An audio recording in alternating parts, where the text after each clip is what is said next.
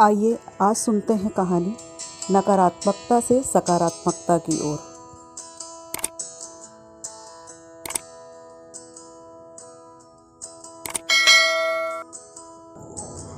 कई दिन हो गए हैं। वातावरण की नीरसता पहले उदासी में बदली और अब यह उदासी अवसाद बनने लगी है। कुछ समझ नहीं आ रहा है कि मेरे साथ क्या हो रहा है और क्यों हो रहा। चारों ओर सन्नाटा पसरा है। बच्चे अपने अपने मोबाइल में मस्त हैं। शायद स्कूल का कोई प्रोजेक्ट बनाना है। पति देव सुबह से स्टडी रूम में बंद ऑफिस का काम कर रहे हैं। मैंने घर का सारा काम निपटा लिया है। थोड़ा रिलैक्स करने के लिए टीवी खोला तो खबरें अच्छी नहीं हैं। कोरोना से संक्रमित लोगों की संख्या हर दिन बढ़ती जा रही है।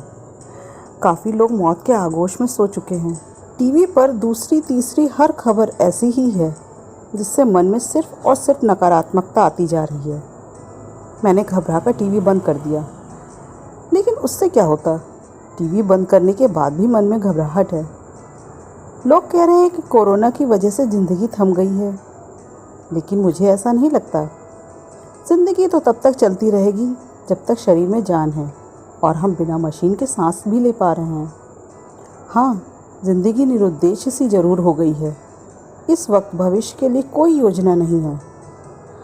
अब तो जिंदा रहने का बस एक ही उद्देश्य रह गया है कि खुद को कोरोना से कैसे बचाए रखना है। हर समय डरते नहीं रहना चाहती मैं, लेकिन मेरे चाहने से क्या होता है। चारों तरफ निराशाजनक खबरें मिलती हैं तो डर भी लगता है और जीने का उत्साह भी खत्म हो जाता है। ओह, मुझे ऐसी नकारात्मक बातें नहीं करनी चाहिए। तो क्या करूं मैं बाहर बालकनी में आ गई। बाहर भी शांति है।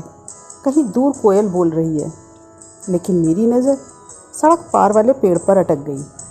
कल से ज़्यादा पत्ते झड़ गए हैं आज। बस कुछ ही पत्ते बचे हैं जो पेड़ के लिए खाना बनाने का काम कर रहे हैं। उनकी कोशिश है किसी तरह पेड़ को बचाए रखना। लेकिन ये गिनी चुनी पत्तियां भी कब तक तेज़ हवाओं से लड़ पाएंगी। अभी तेज़ हवा चलेगी और ये बाकी पत्तियों की तरह नीचे गिर जाएंगी और पेड़ पूरी तरह खत्म हो जाएगा। पत्तियां नहीं होंगी तो पेड़ का जीवन ही कैसा। पक्षी ऐसे पेड़ पर घोंसला भी तो नहीं बना सकते हैं। ओह, मैं फिर से नकारात्मक बातें करने लगी। नहीं, मुझे इस तरह की बातें नहीं करनी चाहिए।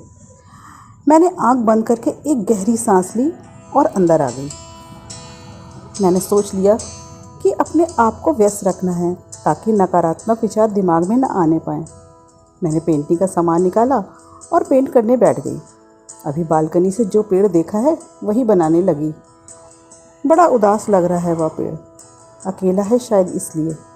उसकी खूबसूरती उसकी पत्तियों में थी। 2-3 दिन मैं पेंटिंग बनाने में व्यस्त रही। बाहर बालकनी में भी नहीं जा पाई, लेकिन जो भी पेंटिंग बनी उदास और नीरस लगी। सूरज बनाया तो डूबता हुआ, जो निराश होकर पश्चिम में डूबने जा रहा है। जब पेंटिंग में मन नहीं लगा तो मैं फिर से बालकनी में आ गई। आज 4 दिन बाद पेड़ मुझे कुछ मुस्कुराता सा लगा, जैसे मुझसे कह रहा हो, देखो मेरी डालियों को, पत्तियों की नई नई कोपलें आ गई हैं इन पर। मुझे विश्वास था कि मैं फिर से पहले जैसा हो जाऊंगा। बस कुछ दिन बाद देखना, मैं फिर से पूरी तरह हरा भरा दिखूंगा सबको, और मेरी पत्तियों के बीच पक्षी अपना घोंसला भी बनाएंगे। देखना फिर से चहल पहल हो जाएगी पहले जैसी। कितना सच कह रहा है यह पेड़, विश्वास से भरा हुआ है। और एक मैं हूँ जो हर समय उदासी और असफलता की बातें ही करती हूँ। मैंने एक भरपूर नज़र पेड़ पर डाली और एक गहरी सांस ली, फिर एक गहरी सांस छोड़ी भी। मेरी इस छोड़ी हुई सांस से पेड़ अपना खाना बनाएगा और हमारे लिए ऑक्सीजन देगा, जिससे हमारी सांसों की रफ्तार यूं ही चलती रहेगी और हम प्राकृतिक सांस ले पाएंगे। हमें मशीनों से नकली सांस लेने की ज़रूरत नहीं पड़ेगी। मैं मुस्कुराकर अंदर आ गई।